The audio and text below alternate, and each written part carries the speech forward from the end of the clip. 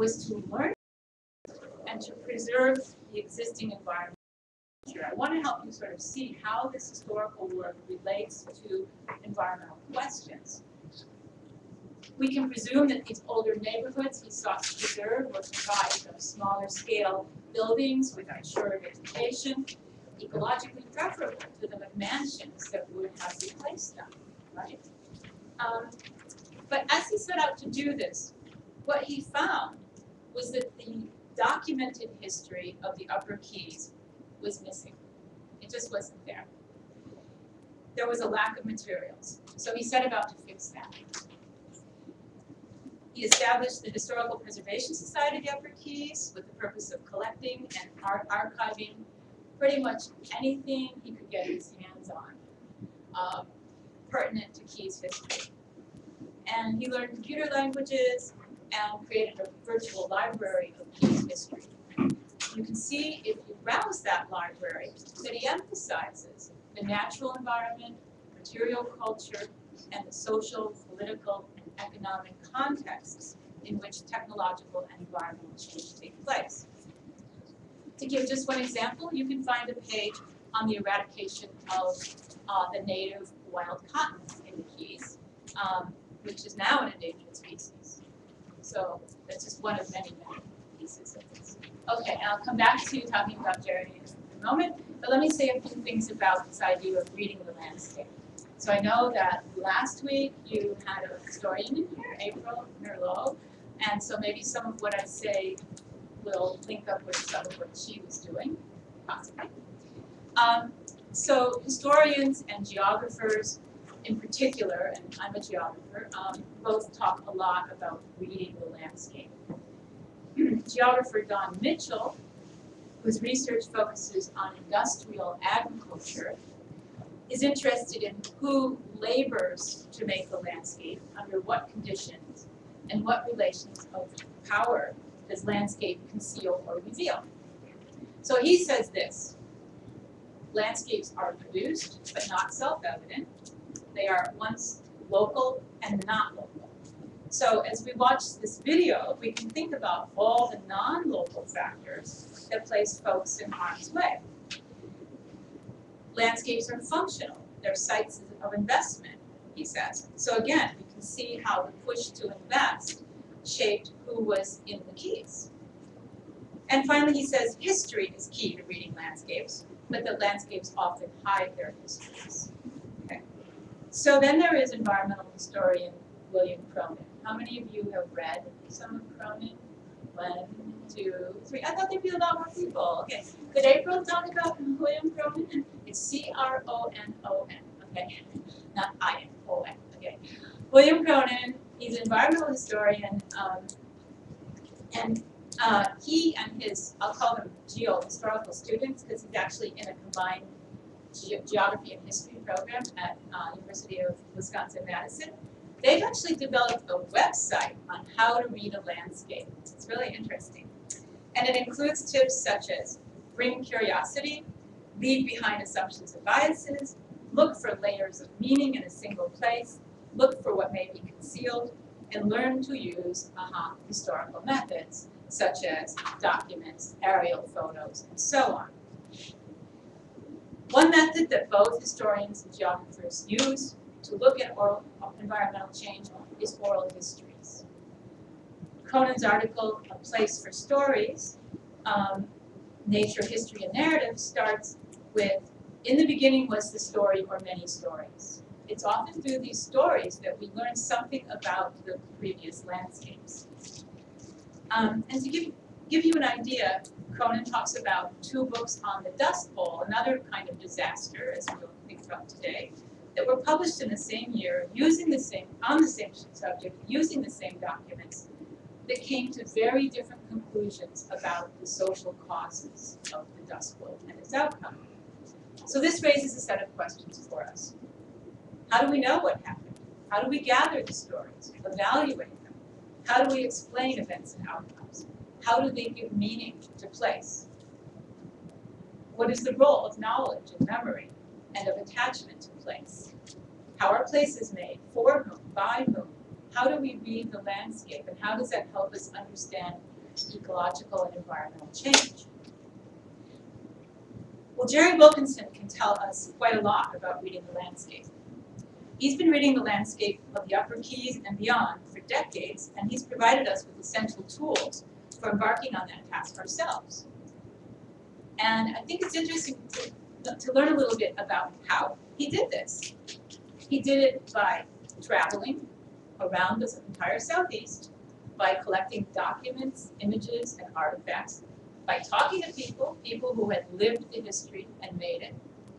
And he found his way into their homes and into their personal archives, read their diaries and their journals, and looked at the materials they collected. And he did it while the clock was ticking on many of these topics. And you wonder, what do I mean by that? The clock was ticking. Well, think about it. We're going to watch a video on the 1935 hurricane, and he wanted to look at and talk to survivors of that hurricane. There's only a certain window to do something like that. So thanks to Jerry, we can hear the stories of the survivors, as well as the stories of some of those who didn't survive. And we can ask ourselves, how might we see the Upper Keys differently after hearing these stories and seeing these images? How will we read the landscape differently? And finally, I want to mention that in preparation for today, I thought I'd read up a bit more on the 1935 hurricane. I went and checked out a book on it, Storm of the Century, and as I started reading it, I thought, this sounds a lot like the conversation that I was having with Jerry and Mary Lou last week when we visited. And so I went to the author's acknowledgments, and they begin, Jerry Wilkinson, president of the Upper Keys Historical Preservation Society, opened his extensive files to me. So basically, his work has been foundational to what's being published on this topic, and I want to thank Jerry and Mary Lou for making the trip from their home in the Keys to be with us today. So we're going to watch the video and then open the floor to discussion and questions on that, what you see, and any other questions that you might have. Rick, did you want to say something? Okay.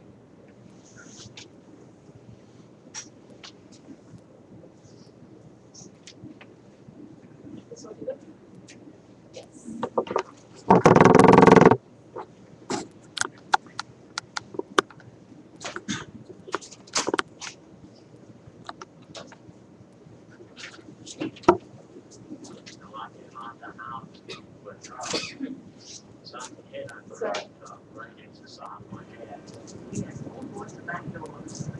Get ready to go out, just like the house just blew up. His house had gone to pieces, and a big partition in it fell on top of his wife. I held on to her, and we went out of the building together. As soon as I got outside, the wind sprung. I said, she went one way, he went away. And I never saw him again. They are the survivors, the fortunate ones who lived to speak for hundreds of others whose voices were silenced on Labor Day 1935. This is their story.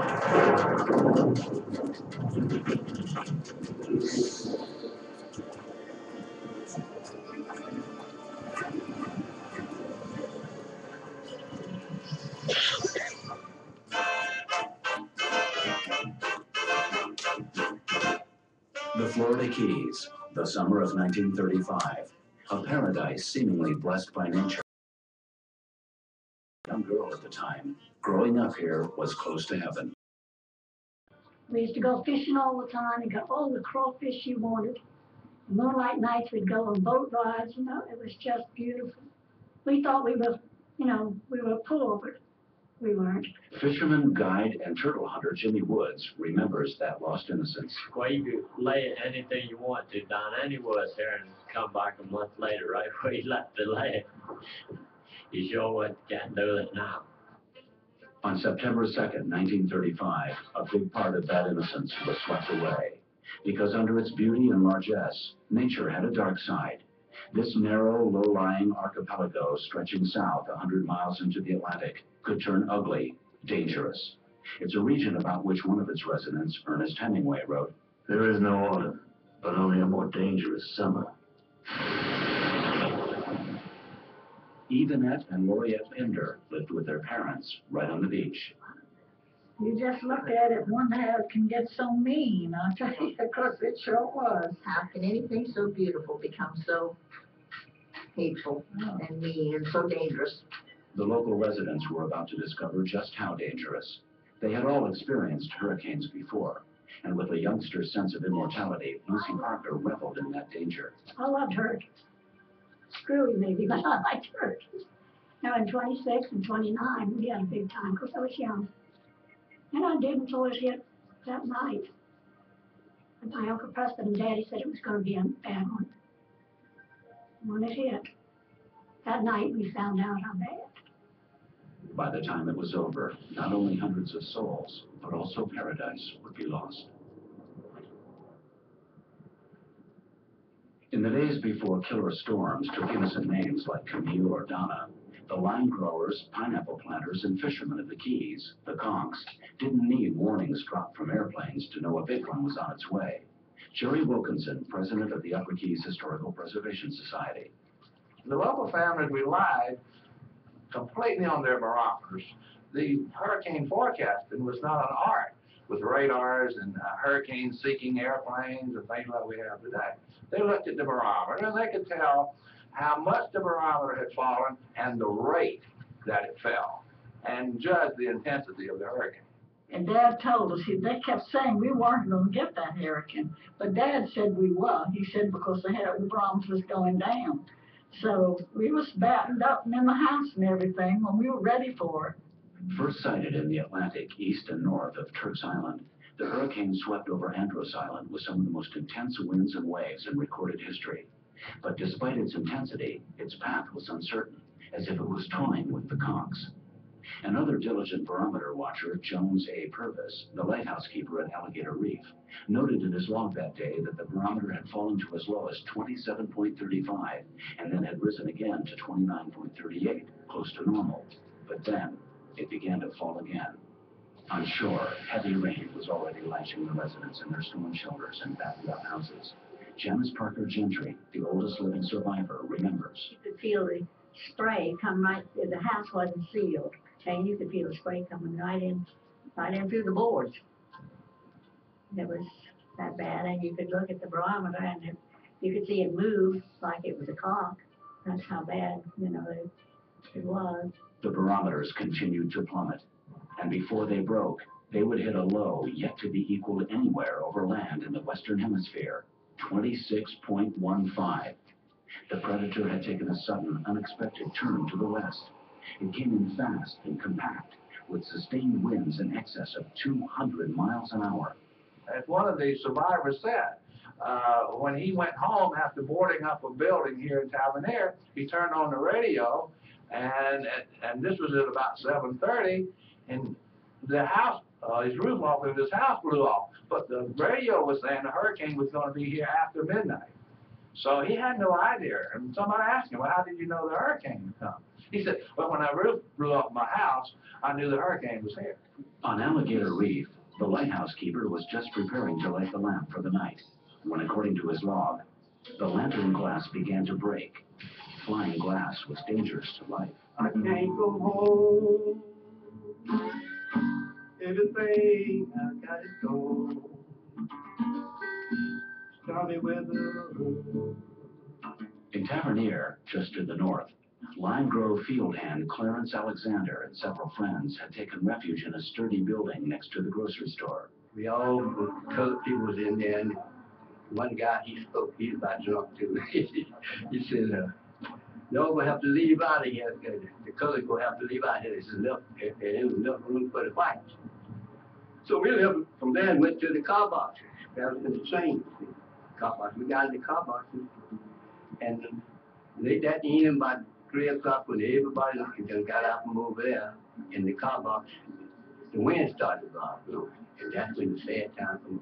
The wind hit with such a force that it ripped the roof right off the building the whites were now occupying. They had no choice now but to join their African-American brothers sheltering in the boxcars. Those car boxes were going up and down trying to, survive and keep us alive, I think. Just like that. We're looking to go every minute. And while the locals had ridden out big storms before, 400 federal workers had no idea what they were in for. World War I veterans, out of work and down on their luck, had marched on Washington in 1932 demanding payment of promised war bonuses. The bonuses were not forthcoming, but $1-a-day work building the highway to Key West was. Camped in tents and flimsy shacks, many were busy partying away the Labor Day weekend. All the veterans, they got out there in the streets with drunk. No, they didn't know. They hadn't never been in no storm. They didn't know. When they got out there and got to drinking and started singing and going on, that's how they got messed over. Plans to evacuate the veterans had been laid. Flagler's Overseas Railway, running from Miami to Key West, was standing by, but bureaucratic bungling had delayed its departure. Believing the train would arrive around 4:30 that day to take them to safety, the veterans waited in blissful ignorance. Unfortunately, the train didn't even depart Miami until after 4. Then when the train got down to Winley Key, where the quarry was, it got entangled with a 1.5-inch steel cable, and it took them quite some time, about 40 minutes, to get unhooked from the steel cable and untangled. And so that puts it arriving in Alvarado at about 8:10, 8:15, plus or minus. And we know that the tidal wave hit some 10 minutes later, so they didn't have a chance. The first to spot the impending deluge were the lighthouse keepers at Alligator Reef. Faye Parker Maroc recalls. And they told Daddy when they went out about sundown to drink the coffee, which they did every evening, he said he screamed for Purvis to come out and look. The water was piled as high as a mountain. So I guess it was the wave coming in. Stopped clocks pinpoint the time of the inundation, 8:20 p.m. One of the first losses, the rescue train. Mr. Sheldon, the government supervisor, ran up to the engine and climbed up in the engine. And he was talking with the train crew about the same time that the water come across. And the water was so deep that it put out the firebox. The surge was so powerful it knocked all the cars off the tracks, except for the 30-ton steam locomotive. A reporter, William Johns, was on board. He wrote, I was in the smoker in the last passenger car when the wave hit. The car crashed over on its right side, and water poured in the broken windows on the ocean side. I grabbed a seat and hung on while water poured in. Somehow I got outside the smoking compartment and lay against the side, a few inches from a broken window through which water, coconuts, and debris poured in. Jimmy Woods, 19 at the time, had taken cover in his parents' house with 3 sisters and a brother. The building started to raise, we knew it was going. So we got outside. But when that thing turned off before my mother got out, and a big refrigerator fell on her when the house turned over. Jimmy escaped, running with his baby sister in his arms. And when I came out the house with her, something hit and crushed her right against the side of my head. And she was dead. She was killed instantly. They just crushed my whole side of my face. External pressure was so low that frame houses literally began to explode. Nolan Parker, deaf since childhood, remembers looking for a stronger shelter. Well, we looked across that way. That house had 4 bedrooms in it, a living room and a dining room, kitchen and that. Now, what was that? All of a sudden, the pyramid order had spattered into 1,000 pieces of that. Bernard Russell had taken refuge with his family in a fortified lime packing shed, the same building that had sheltered them through 2 previous hurricanes. The pressure inside the house was so that the glass, we had it all shuttered up, but the glass actually blew out, but it didn't come in, it went out. Coming under the door was muddy water. That tells me that's not rain. That tells me that the ocean is up. And the muddy water from the riling up of the ocean, that there's muddy water coming in. So Dad said, the only way we can survive this now is that we're gonna, one, get a hold to another and hang on. And when we're gonna have to go out because the building's going apart. When the water started to come in under the door, my dad reached down and tasted it. He says, that's salt water. Dolores Pinder brothers, Yvonette's and Lauriette's niece. They had already nailed everything up to the windows because the windows were blown in. And I remember Daddy saying, we better go outside because this house is going to go to pieces. And we had all gone to the back door, getting ready to go out. It was just like the house just blew up. Well, Mother and I grabbed a hold of each other. And, we found something to crawl up on. We crawled up on it, and we didn't get up on it good. We got knocked off. But that happened to us 2 or 3 times. Edney and Edna Parker knew they'd have to move their family to a stronger shelter too. But before they could take action, the roof blew off and a cataract crashed in over the top. Just the 4 walls were standing, and the water came up so fast that it was to my neck. And Papa tried to get all the kids in one room and all be together, but my husband and Nolan and myself got separated from the rest of them. I had my sister in this arm, I was put in this arm. Both of them were short people and they couldn't swim. So I was holding on my father's ladder, see? And, but people who say there wasn't scared, there was scared, I was scared. Even my father, a veteran of American, told me. He said, I was scared. My sister was 22 years old, my older sister, and she had a little boy that was about 3 years old. I wanted her to let me hang on, hold him, and then she could hang on to me, but she had a death grip, she wouldn't. So I held on to her, and we went out of the building together. Well, as soon as I got outside, the wind sprung. I said, she went one way, he went one way, and I never saw him again. Alone, pitch black, raging flood. Swept blindly through the thorny lime groves, Russell was pounded by rain that he said could peel the skin off the back of your ears. Something hit me in the back, and I'm saying it was like a 2x4 that was broken, a crack, and hit me in the back, and it drove into it, and it kept pushing me, pushing me, pushing me, until I was underwater. And I took a couple of good gulps, and I figured, well, this is it. And the same way that it hit me, the same way it did, it just pulled out like that, and I shot back to the top of water. Jimmy Woods, already injured and having lost his baby sister, was trying to get his other sisters to his uncle's house when he was hit again in the back of the head by a wind-borne water tank. I think hit me before I passed out. 11-year-old sister, she said, Lord save me. I said, she went through it without a scratch on it. And a 9-year-old sister, she was beat to a pulp. She walked down to where my uncle's house was, and she came back there with a green turtle in there. And she knocked at the door, and Betty King come out there, and she said, come on inside. But she wouldn't, because every stitch of clothes she had on blew off. And Betty King went and got a blanket wrapped around her and took her out. That if I were clothes for her. Clinging to her husband and 4-year-old daughter, Evanette Pinder was swept away in the torrent. In the darkness, they found themselves clutching the top of a thorny lime tree, nearly like trying to hold on to a cactus. I had told my husband I was going to turn loose the tree, and he told me not to, because it's terrible to try to hold on to something like that. Some people's houses floated, like the parsonage, floated all the way up onto the highway. Other houses floated up, and one of them in one place hit the depot rail and blew the depot away when the house banged up against it like that. But the people in the floating houses had it easy compared to the veterans, now hanging to the railroad tracks like wash whipping on a clothesline. The average height of the railroad track, I say average because it changed where bridges are and so forth, was 8 feet above mean sea level. So, and with a 17-foot storm surge, hanging on a piece of track 8 foot above sea level, meaning you're now 9 feet under the water. So that doesn't cut it. Ernest Hemingway arrived as part of the rescue effort. He imagined the fate of these men. The railroad embankment was gone, the men who had cowered behind it, and finally when the water came, clung to the rails, were all gone with it. You could find them face down, face up in the mangroves. The biggest bunch of the dead were in the tangled, always green but now brown mangrove, behind the tank cars and the water towers. They hung there in shelter until the wind and the rising water carried them away. They didn't all let go at once, but only when they could hold on no longer.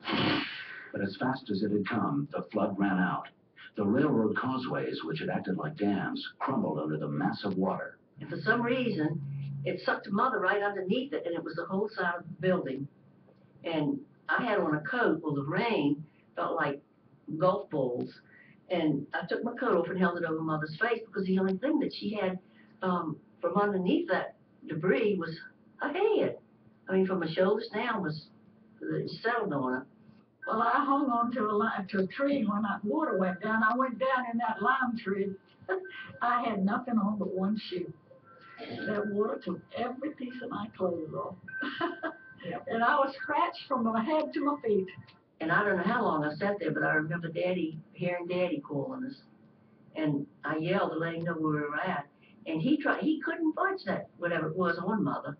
He went and found somebody, I think Mr. Butters, and they found a saw and had to saw it up to even move. And my mother's body was all broken up because it was the whole side of that building just settled on her. And she almost died before they got her to Miami. And it was so dark. And then of course, you could hear people hollering, and they went out. My brother, who doesn't hear, and a brother-in-law and my dad went out looking to see if they could help anyone. And they brought in my uncle, who had nothing left on but a wet T-shirt. He was in such bad condition. I heard him moaning. His house had gone to pieces, and a big partition, and it fell on top of his wife. And she was dying, and you could hear her, knew she was. Can do nothing. Some of them, they couldn't move the lumber or the beams and stuff off of them. They just had to leave them. But you could hear people hollering. You knew they were in pain. The light of day illuminated the scope of the devastation. Young Lucy Parker looked out on what had been her paradise and saw Nothing. That was the horrible. Nothing. It was part of the Magic County Hotel left. But other than that, nothing. Even chunks of the earth was gone, Just destroyed everything. There's nothing left. As far as the rescue efforts, a lot of these people were left completely naked, without clothes. It ripped everything they had on them. They had no shoes. They couldn't walk on this coral rock and debris. They had to get around. There was nothing left for them. There was no fresh water. There was some cans. There were a number of grocery stores around, but most of this stuff washed to sea. What made an impression on me is my mother never went barefoot in her life, and here she was out there walking over those rocks in the lime grove, I just wondered how she could stand it. Out of my family, well, it was 61 in the Russell family, and 11 left afterward. I thought in the height of this that I was the only one left, but then after you get to thinking, after it's over, well, where are all of the rest of the family? Where did they go? Or is any of those left? Are they all dead or what? This went through your mind, but yet you still know, well, they got to be somewhere. They got to be somewhere. But they didn't. They never came back. Seeing the people walking in down here at the Rustic Inn, and they were stripped of their clothes, and some of them so bruised and cut. And Daddy went out, of course, looking for people, and he found my uncle, who was still bleeding, had evidently just died. And my aunt was on top of a tree. She had drowned during the water. But a friend of mine walked up the road here and had a stitch of clothes on, and she didn't even know it. She was in shock, everybody was. So I like a dead body. It's snickly. The bridge was washed up on the railroad track. There's a whole line of young children dead on that. Some of them 6, 7, 8 years old. The veterans got paid on Friday, and so many of them were drunk, and they didn't know anything about hurricanes anyway. So we had to step over them when we were going up to catch the boat. They were just all over the ground, dead. So it's rough. Jimmy Woods, given little chance to survive his own injuries, found his mother waiting to be evacuated. The icebox had paralyzed her from the waist down. I wanted to go and just hug her. But she worked, so I didn't want to see my scalp all ripped up and everything. So I just wanted to just grab her, hug her there. I just couldn't do it. Jimmy's mother died before he got to say goodbye. He also lost his father and 2 sisters. Oh my goodness, at one place, it was on Whale Harbor, I think, there was a pile with canvas thrown over it, and I thought, oh, I want to see if I know anybody here. And one time I wouldn't have looked at the dead person, And I lifted it up and looked under to see if I could see anybody that I knew, and I didn't, because it was mostly those veterans, that were there. That stack was mostly those veterans. One fellow, he was lying down on the ground. I didn't see him. My father did. My father was up to slur and down. And 2x4 split out, driving right through the center of his stomach into the ground. You stop! You know what he did? Yeah, I threw for a tiny bear. It fell all over the ground. They didn't tiny bear. He told him. He said, pull the ball out. They pulled it up. Dad.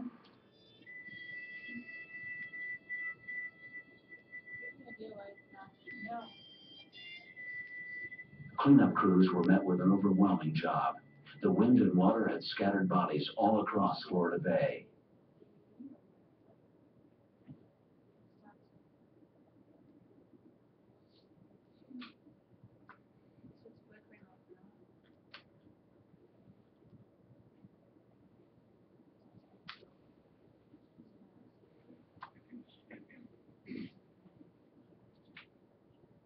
The bay, hundreds would never be found. Others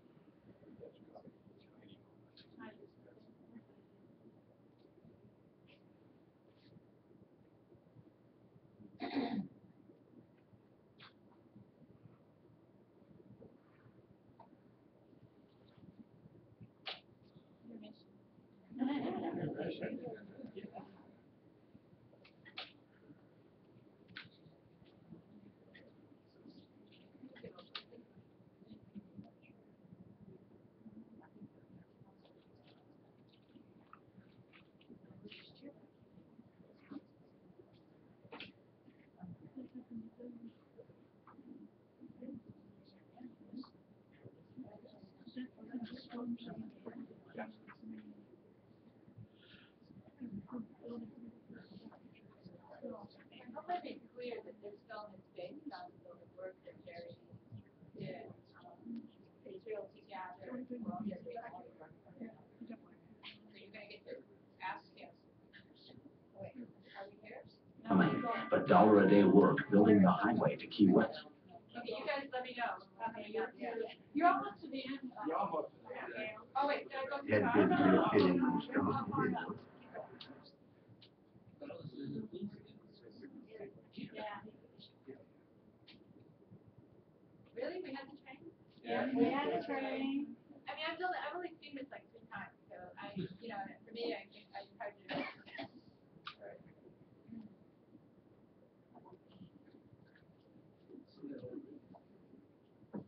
A good review. Yeah.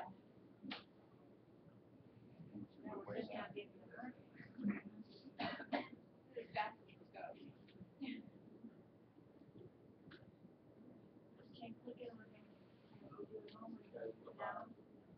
Yeah, you think. Yeah.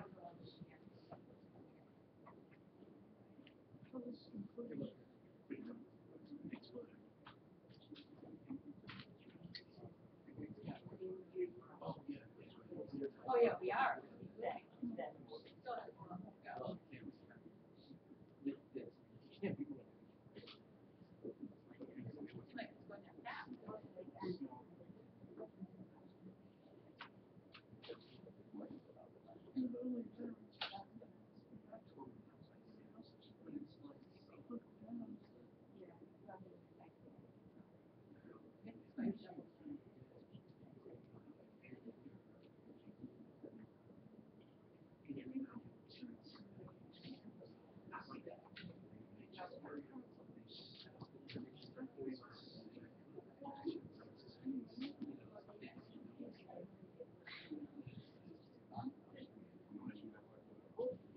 it's pulling up the 2x4 out of the guy's line. Okay, right, that's where, tell me about that. That is Nolan, the guy that's down, still has subtitles, yeah. Block that, yep, and Nolan should be coming up here. Yeah. Yeah. To go on just look at that. Yeah. But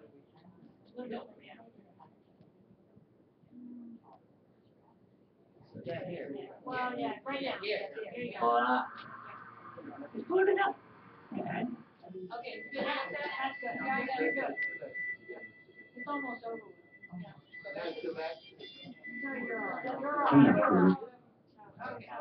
You want me to go back? You want me to go back? No, okay, just wanted you to get the part that the guy is on there with the 2x4 through his stomach and he asks for a can of beer. And they pull it out And they give him the can of beer, pull it out. Give him the can of beer and then Nolan says there was beer all over the ground. Oh, no. Yeah, you didn't.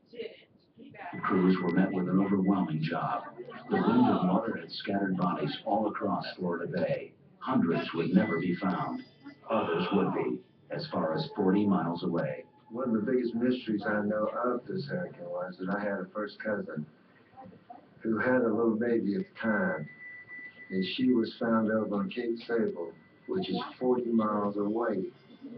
And she was still alive when she got there, and she still had the little baby in her arms. And they knew she was still alive because I could tell where she crawled into the beach in the sand.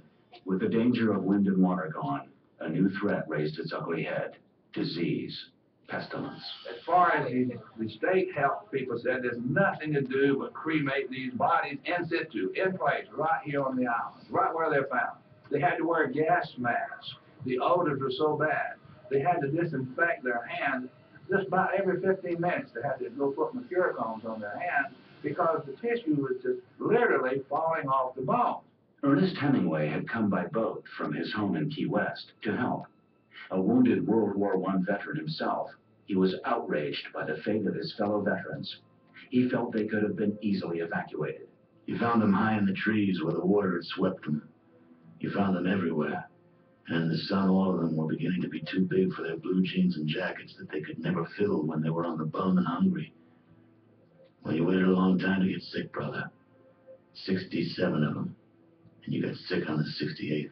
The celebrated writer was not the only one profoundly disturbed by what he found on Upper Matacumbi. And I met the gentleman the other night at one of our presentations who had come down from Miami and they had brought 6 skiffs along behind a pleasure boat to go around looking for him. So I asked him about, if he could tell me real quickly about, what it was like getting the victims out of the mangroves and so forth. And he said, oh no, he said, every time I think about it, he says, I break up. I'll talk to you about other things, but he says, I just can't force myself. He says, I still have nightmares of that, and I'm not going to put myself through that again. And the rescue effort itself had its dark side. Looting by the very people sent to restore order. And we walked to the beach before they took us out. And we picked up a lot of my mother's silver because the house was out on the beach. And we wanted to take it with us. And then I think it was Coast Guard, I don't know who they were. They said, you leave it there, we'll take care of it. But we never did see it anymore. When one of my aunts, when they found her finger had been pulled off trying to get a ring.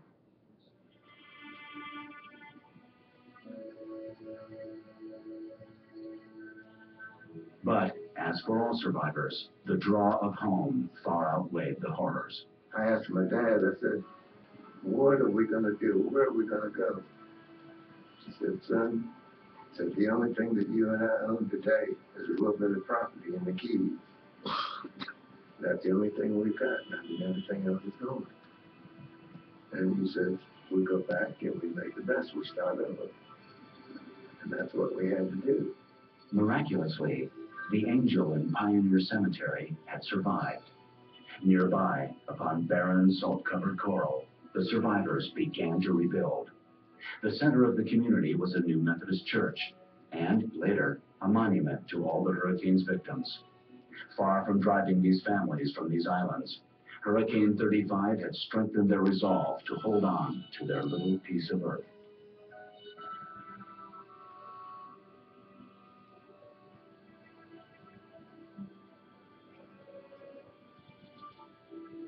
think it really gives them a sense, you know, of belonging, a sense that they really did like this, whatever it was that was intrinsic, whatever it was about this, that they really liked this. And a little thing like having their families washed away and their homes destroyed was just one of the milestones in getting through this stage play that we call life.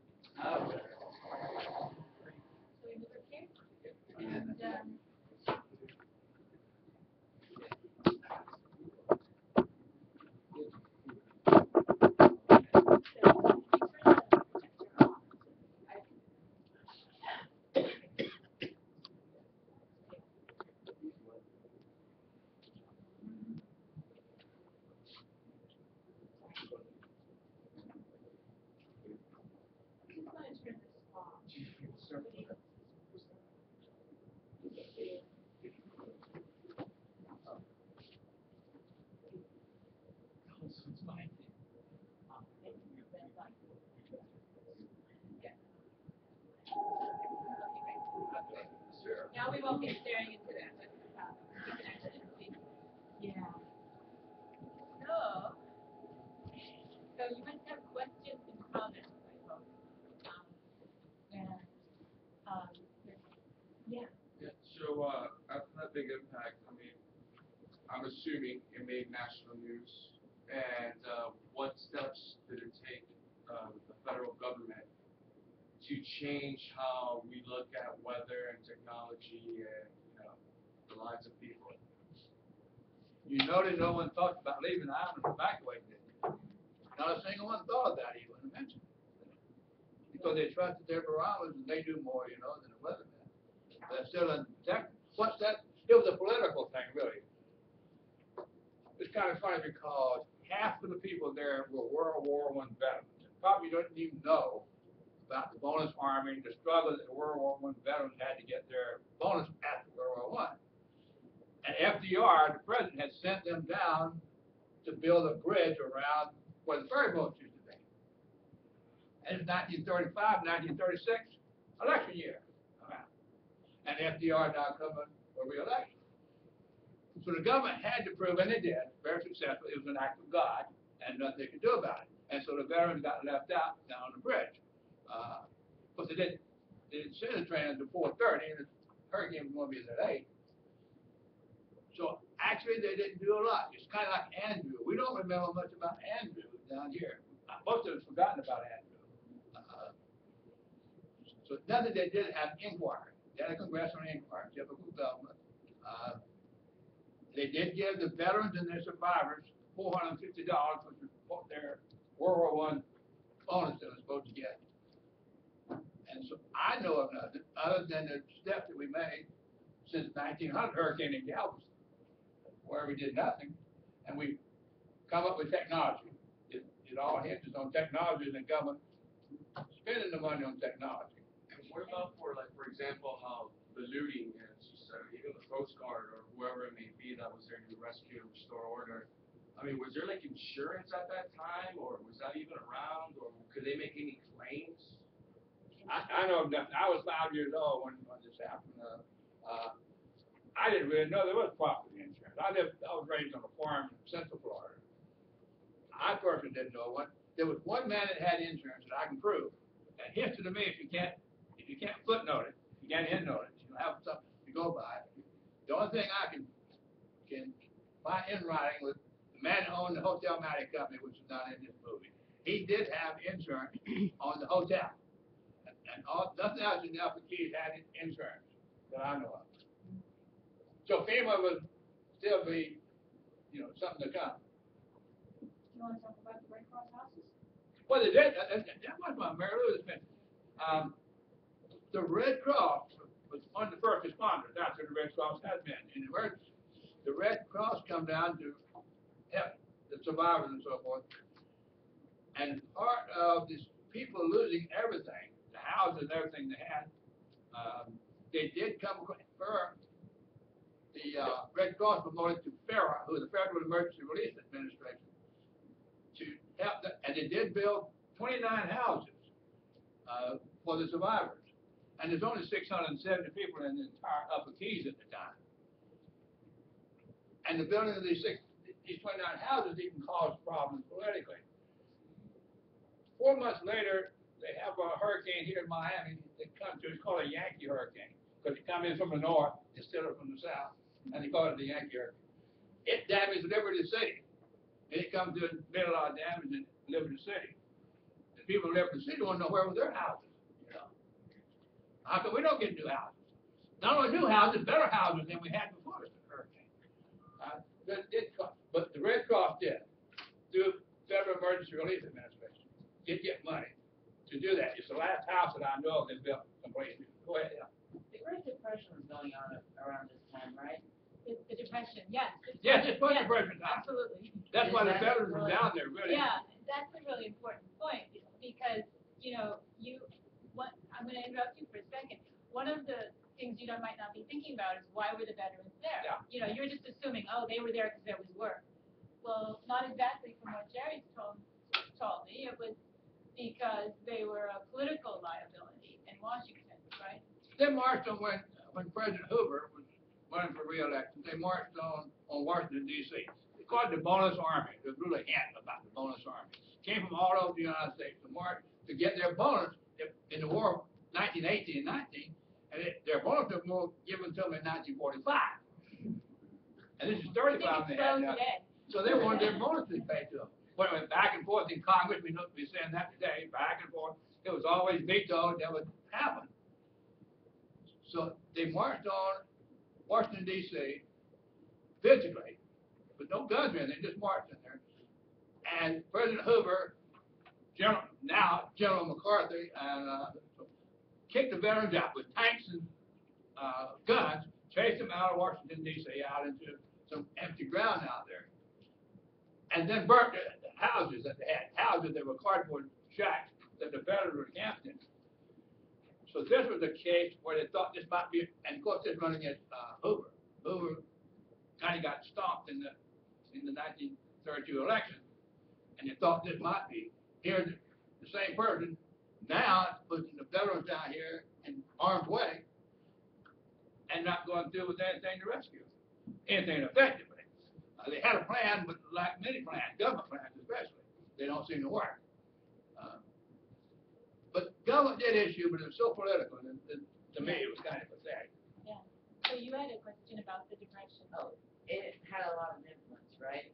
The money being spent, what can be built. Yeah. And there were plenty of other events going around too, right? The rise of fascism, all that. And that's where Hemingway was kind of pinkish at that particular time. He was very socialist. He got some pretty wide coverage on his comments. And if you read the whole story he wrote, you could see what he was saying. Yeah. Hemingway wrote a letter to the editor of the Key West newspaper, I think, and I said, that's what I saw about this. And he said he went out there in the morning and his boat was going up and down, and he said he knew there was a hurricane coming, and that's why he blamed. See, Hemingway protected his boat in Key West before the hurricane. They knew the hurricane was coming that way. The hurricane didn't hit Key West, of course. It come up and hit the upper Keys. And Hemingway come up and wrote the story. And when Hemingway writes something, people read it. Somebody else can write something, it just goes by the wayside. But when Hemingway writes it, people read it, and At least the government thinks it that way. It's quite a threat to them leaving these veterans, and there was about 700 of them. There's only 670 civilians now, 700 veterans, all living on the Upper Keys. So there's really more veterans there than were civilian people there. And it was, Key West had gone bankrupt in 1934. Key West went bankrupt and threw itself on the state for government care, the whole city. And the state didn't have any more than Key West had. The state was almost bankrupt too. So nothing happened. And then after that, they sent a veteran down there. My question is about evacuations. Would it have been any more practical to try to evacuate the Keys at that time as it is to try to evacuate the Keys today? Even though we have a lot more notice, we have a lot more people in the Keys. I mean, is evacuation really a practical answer for the Keys? Well, that's a big discussion. I have it every time they declare emergency and everybody evacuate the Keys. And the sun's still shining. So it's kind of hard to go. But that wasn't the point. They didn't think about evacuating. And they had a railroad track.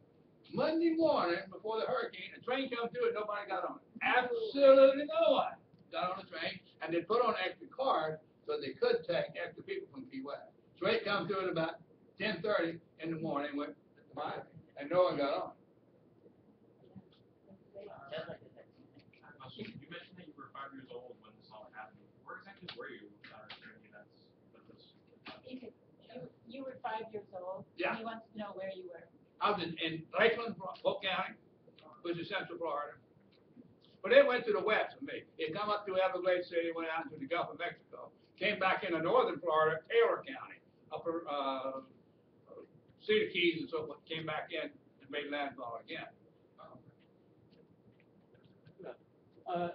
One of your final comments in there was that nothing as small as just having your family wash away or having all your land disappear would affect the people, that this was just part of life to them. Eventually this would just be part of life. And I'm wondering if you could elaborate on that, or if that is part of what might be a character of the people, for example, people who live in Miami, or what? I guess maybe I'm not a philosopher. I'm being a little philosophical. I'd read all of after the hurricane, the government sent down a team of lawyers, 3-piece suits and everything down the Keys to interview every single survivor they can. And they had all sworn testaments, affidavits they had to make. And I found in the National Archives a copy of these notarized legal statements, and these were the words that the veterans answered. But what was key to me, what the questions were that they asked for them to give an answer to. And of course, the questions were all leading questions to prove the act of God. But then from these written statements, they would usually end up with, the only thing they had was back there in the Keys, and so they had to go back. So they seemed to be no choice, there's no other choice. Like the Russells there. They homesteaded 167 acres. They had a lot of reasons to go back, to Keys. They had hundreds of acres of property. So when he said they had parcels of land, it's quite a sizable parcel of land. Because 3 people, the Parkers, which was one of them up there, and the Pinners, which was the other ones up there, and the Russells had the entire island of Upper American Keys. They owned and homesteaded the entire island of the Upper Keys. So I guess I was being a little, trying to end the program with something. Because that was kind of the feeling I got from them just coming back down. And they lived on the tent, on the beach, until they could get these houses that the government built for them. And lived in a tent, helped to work for the government, got paid $1.25 an hour, building the houses they were going to get until the houses were built. So yeah, that was the comment I had. I would think that also now it kind of influences the character of the land, of the geography, the people that have gone through that, and the survivors.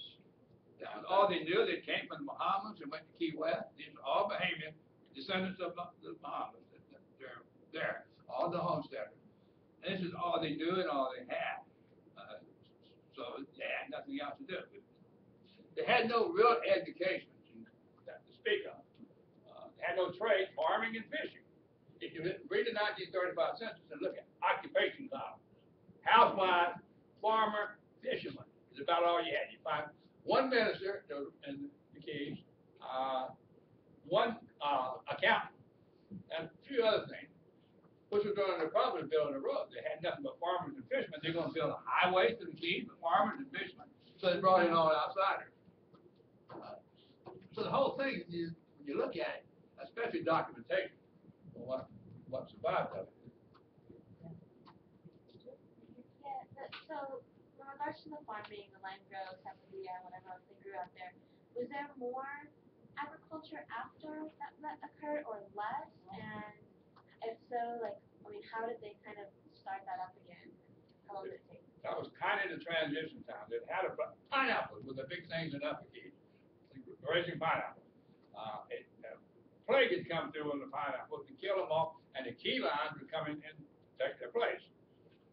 And key lines were turned into a calcium carbonate, a limestone soil, which had in the Keys. We don't have dirt, you might say, in the Keys. We have coral rock covered with leaf mold and stuff from 10,000 years of vegetation growing down there. So the key lines were the growing things. That's why they were going. And yes, they did. They went ahead and grew. But the Persian lime, the Homestead people brought in the Persian lime. If you know the difference between a key lime and a Persian lime, the Persian lime is a nice big green thing, shift well. The key lime did not transport well to up north and anywhere. It was bruised real easy. So the Persian lime down at Homestead put the key lime business basically out, except for people who hung on to the last, still do, on key lime pies.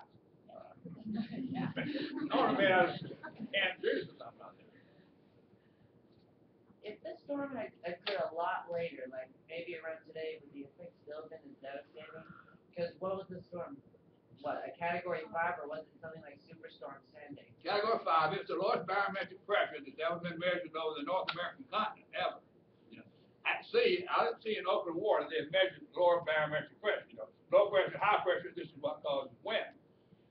And that was the lowest barometric pressure that ever existed today. There has been no lower barometric pressure recorded over land. That's a really interesting question, because we kind of look at this and think, well, 1935, now we can handle this, but. I'd like to amplify on that, because one of the forecasters at the Hurricane Center, and the answer to that question is yes and no. We would be more ready. I think we'd do a better job of knowing where the storm was, where it was generally going to go. But one of our bugaboos even now, just like it was 1935, storm that intensified as rapidly as this hurricane did, we could not forecast that much better now than we could back in 1935. And I know if I was sitting making a forecast, I would probably not be able to forecast it as strong as it actually got, as it was coming through the Keys. It was an extraordinary event with how fast it spun up. The forecasting then was done by shift, by Morse code, sending reports back. And when the hurricane came up, the ships are not going out there. The ships are going to be somewhere else.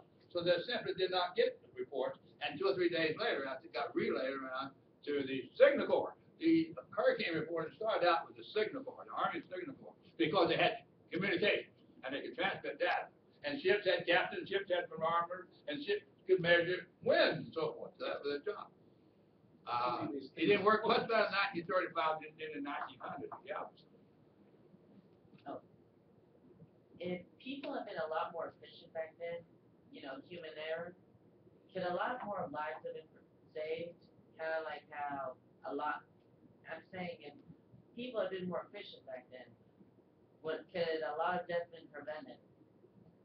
Like, you want to know if people have been more efficient. Like, could that train, like, something that I learned from you is that the decision-making on the rescue train was fractured. Like, the guy in the labor camps who knew they should send a train down didn't have the authority to order that train. Is that correct? It's great, yeah, and so the authority lay elsewhere. And, well, anyway, I'm telling your story. Sheldon gets married on Friday before the Monday hurricane. He goes to Key West for his honeymoon on Friday, Saturday, and Sunday. He comes back late Sunday afternoon, and they still hadn't ordered the train or anything. But they didn't have the authority to order the train. It turned out that Sheldon didn't either. the man that had the authority was on the golf course up in Jacksonville. And when they got ready to send for the train, they had to catch the man on the golf course Monday morning, have him order. What's not said in there, the railroad was in bankruptcy. The railroad went bankrupt in 1932. When you go bankrupt, you're under a court authority people to run the company. And they just couldn't make an expenditure like build up another train to come down here without the court-appointed trustees allocating the money. But the man who authorized that was out on the golf course, which they finally got him to come in. And he got through about 1:30.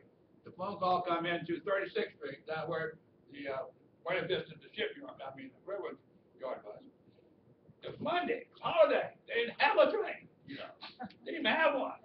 So they found one and fired it up. It's a steam engine now. If you know the steam engine, you got to build up heat and so forth. Then they didn't have enough cars. They had to fix some of the railroad cars. And they got out at 4:30. Pretty good, really, getting a notice at 1:30.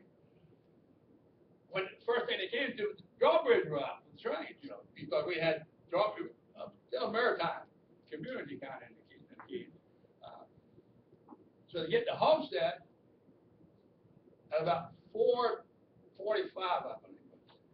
Then the Homestead decided to turn the train around. They said, it's awful late now. We're going to have to come back in the dark. And so we're going to need the headlight of the engine so we can see the track to come back on. So they turned the train around and put the locomotive backing down. They pull in the train, so they get on and run the train around and have headlights to bring the train back out. No way to turn the train around in the Keys. You have to turn the train around somewhere. And they wanted to come back up here. There was no round table or why, anything. So they turned the train around. It just took 45 minutes in Homestead. And somebody wanted to put some stuff on the train while the train's going down there. We got some express to carry down there. We might have put this on. So one thing, it ended up the train getting there so late. Then the Windsor Key was kind of the last straw. 40 minutes. By turning the train around, you know the configuration of a train car. It has a cab that's now in the front of the train, and the cable gets underneath the cab. So one thing after another. Probably good, really, as far as I'm concerned. It did get delayed there because that train 40 minutes later would have been on Lower Matticumby. If you know anything about the Keys, Lower Matticumby is not only lower as far as distance, but lower in elevation. The train would have really been caught. Nobody died on the train.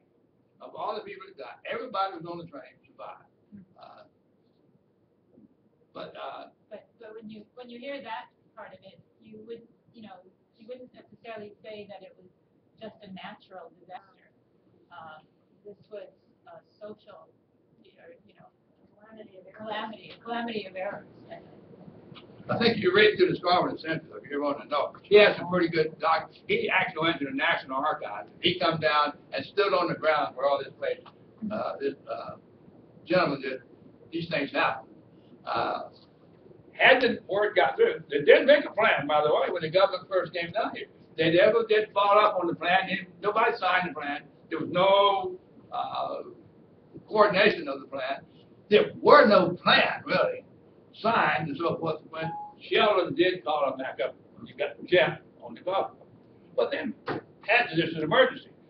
The train people knew how to handle emergencies. And if you released the money, which they did, they put it, and it did. From 1:30 to 4:30 to heat the train up, the water in the train. So it was kind of like you guys were the chess, so it was kind of like the media stayed around for what, a week or so before getting dragged off to the next big event? Well, what I read a little bit in preparation was it was hard for the newspapers to get there. I mean, it wasn't like they had folks on the ground, and initially the bridges were up, so it took a little bit. Talking about the newspaper, the media? Yeah, the media. We had 3 newspapers in Miami at the time: the Miami Herald, the Miami Tribune, and the Miami Daily News. All 3 newspapers in Miami, and a small town, Miami was in 1935, all competing for news. So, where was I going? They did, the USS Dixie. The thing that caught the newspapers first, there was a huge passenger ship trying to run the storm, coming from New Orleans, going around Key West and going up north. So this USS Dixie tried to get in front of the storm. It didn't. It got out in front of Dixie Shoal down up in the Upper Keys, and the storm blew it ashore. And we had 455 passengers out here on this train, this ship, and that ship was visible, and we could drive out a boat and go out to the ship. So all of the news on Monday and Tuesday was about the bombers. Nobody even sick on the ship now, but they were stranded. And it was finally later that they found out about this terrible catastrophe on the Keys. And then all of a sudden it hits my face, and you see some of the 100. The estimate got up to 1,000 at one time on one. Everybody's bidding to have a more sensational story in the newspaper, to sell a newspaper. So going from the newspaper, I had a lot of trouble. As a historian, I don't think newspaper articles, to be facts. Where I did take these affidavits and sworn statements, of course, to be in fact. But for the newspaper, you put them all together. I have a copy of every newspaper article that all three newspapers wrote about it. And you don't see any common denominator in there. Yeah, look at the date and time of the newspaper. That's what you have to look at. All of them had people down here. Jerry, you made a comment in the beginning about the connection in your way of thinking between this storm and Andrew. Could you elaborate on that more? The connection between this and Andrew. No, I don't see any connection. It's not on storms and. Or just. When you brought up Andrew, I was just. Memory, I guess, like the way that you were kind of saying people forget. We had forgotten in the Keys, on 35. There was a hurricane in 26 that wiped out Miami more than. The 1926 hurricane that struck Key Biscayne across Miami actually ended the Florida land boom. If you're a student of Florida history, there was a big building spring in 1920, 22, 24. The Miami Herald had one newspaper that had 580 pages in one newspaper, all advertising land for sale and properties.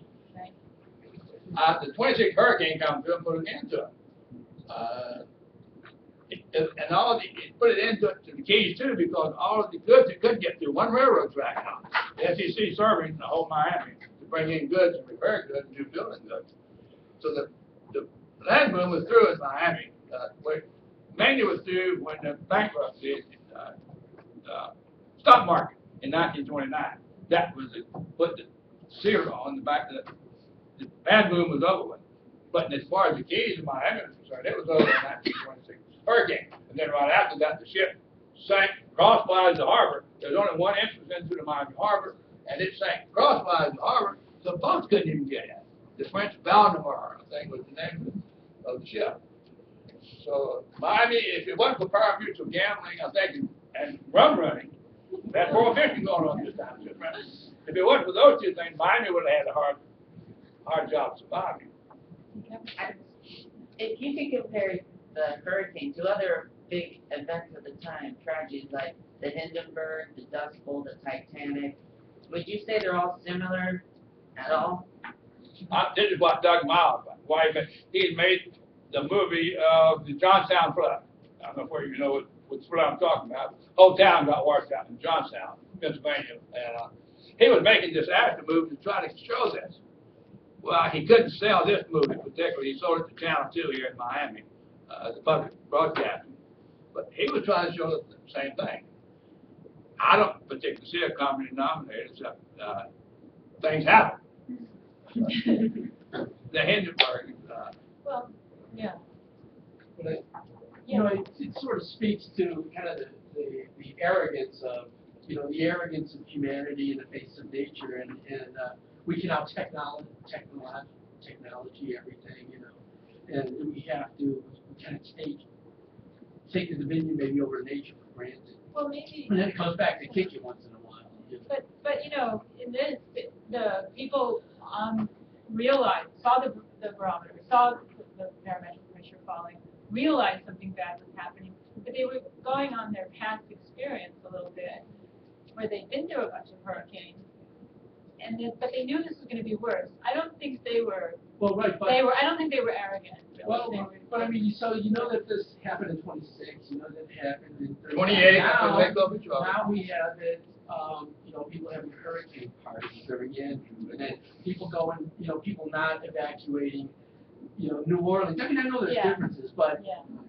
But really, there are, you see the guys dancing behind the film cameras when the hurricanes are coming, right? There was kind of, I think there's an optimistic arrogance to humanity that, by the way, it's kind of refreshingly good. Wait a minute. In the present era, you know how intense the hurricane is now. Track forecasts have been improving substantially. They're twice as good as they were when I started out. In New Orleans, basically they had 2.5 days of warning. 85% of the people in the city left. They knew they were in deep doo-doo and they needed to. If Jack and his colleagues had not been doing their job, 10,000 people would have died instead of 1,000. We respond a lot more effectively than we did. People, the experience here in Miami, we get warned 6-10 times between real disasters, between the big ones. And the problem for the people in the Keys, I mean, you hear the thing about barometers. Barometer is not a good way to anticipate the arrival of a hurricane. The Calusas, the Caribe Indians, knew that a long period swell and the wind coming from an unusual direction. People who lived in the Keys were fishermen and farmers. They worked outdoors. They must have known that as well. They must have the barometer, simple instrument, barometric pressure, and it tells you now. It don't tell you a thing about what's going to happen next hour. But the time the barometer drops, I had 3 of them that would. By the time, let me finish. By the time the barometer drops in the tropical cyclone, it's too late to do anything to get your water waves out. Actually, with the ferocity of this particular hurricane, it was too late 2 hours before it got, down to the absolute loss. But it was a small. Yeah, but you couldn't travel. And the problem still we have with the Keys not being able, we got too many people to get them all up US 1 highway. But they only had to go 40 or 50 miles. Could have walked it, really. Well, you could walk 20 miles. But they could have, in a storm like that today, we might be astute enough just to move people away from the landfall point, not move them to Key West or Miami. I kind of wanted to emphasize on an earlier point. It does seem that every time we try to conquer nature, it conquers us. We build an unsinkable ship and iceberg sinks it. We try to conquer the Everglades, and it is trying to conquer us. We try to build massive ships that can run simply on gas and they explode. Okay, but we got north, west, we're not going out to all the time. Okay,